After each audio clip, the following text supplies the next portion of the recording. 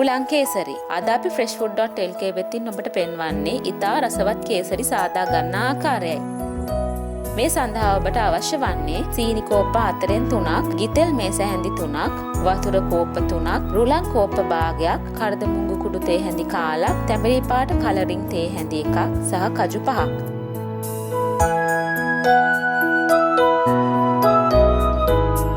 මුලින්ම පිගානකට ගිතෙල් බිඳුවක් දමා පිගානේ තවරා පසකින් තබන්න. දැන් භාජනයකට ගිතෙල් මේස හැඳි භාගයක් දමා එයට කජු දමා රෝස් කර පසකින් තබන්න.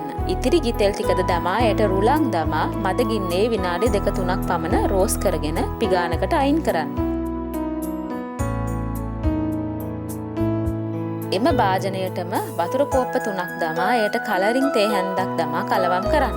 වතුර උතුරන විට රුලන් ටික දමා කැටි නොගැසෙනසේ සෙමින් හැඳි ගන්න. වතුර රුලන් වලට උරා ගන්නා තුරු මෙය හැඳි ගෑ යුතුයි. මෙය ඝන වූ පසු අඩි ඇල්ලීම වැළැක්වීම සඳහා ගිතෙල් ස්වල්පයක් උඩින් දමා වසා තබන්න.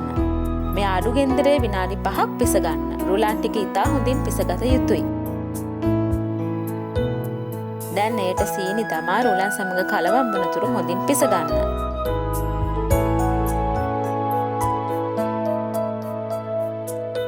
දැන් එයට ඉතිරි ගිතෙල්, කරදමුංගු සහ කජු දමා කලවම් කර කලින් සූදානම් කර තැබූ පිගානට දමා මේ නිවුණු පසු කෑලි කපා පිළිගන්වන්න.